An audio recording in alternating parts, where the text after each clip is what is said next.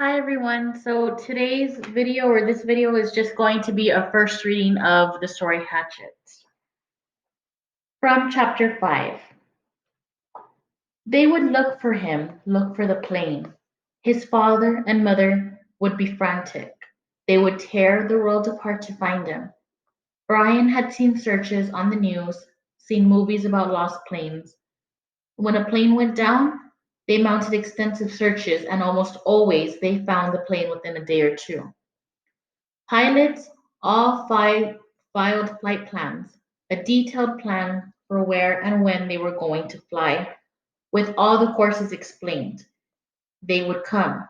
They would look for him. The searchers would get government planes and cover both sides of the flight plan filed by the pilot and search until they found him.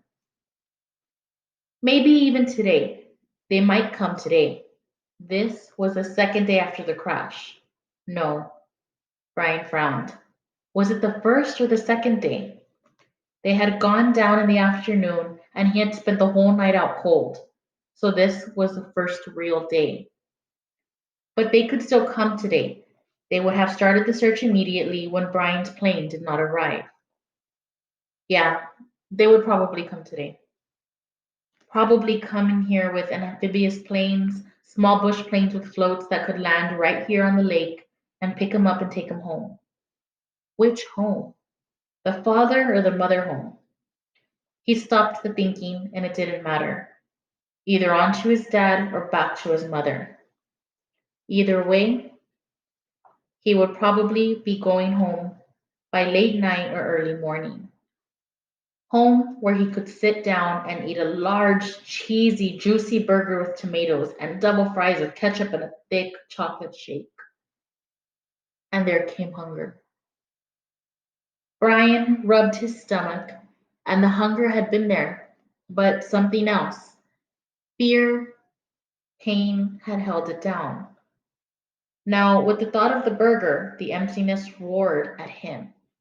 He could not believe the hunger. He had never felt it this way. The lake water had filled his stomach but left it hungry, and now it demanded food, screamed for food.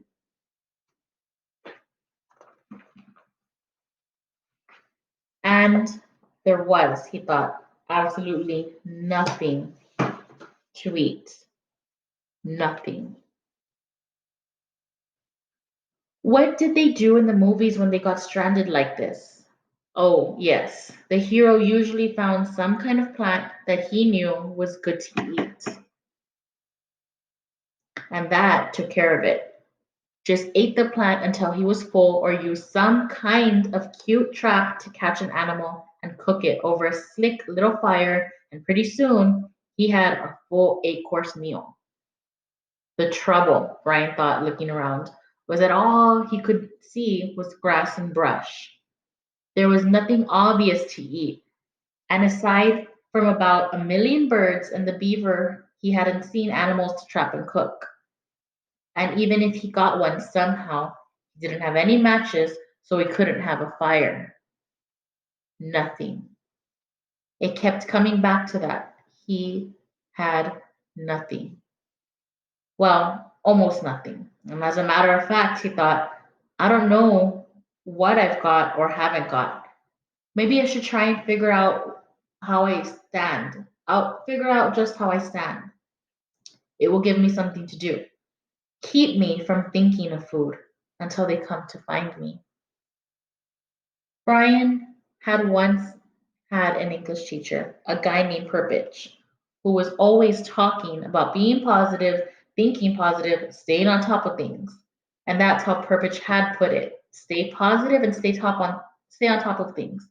Brian thought of him now, wondered how to stay positive and stay on top of this. All Purpich would say is that I have to get motivated. He was always telling kids to get motivated. Brian changed position, so he was sitting on his knees. He reached into his pockets and took out everything he had and laid it on the grass in front of him. It was pitiful enough. A quarter, 3 dimes, a nickel, and 2 pennies.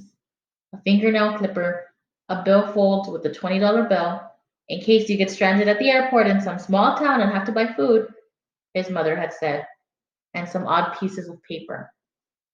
And on his belt, somehow still there, the hatchet his mother had given him.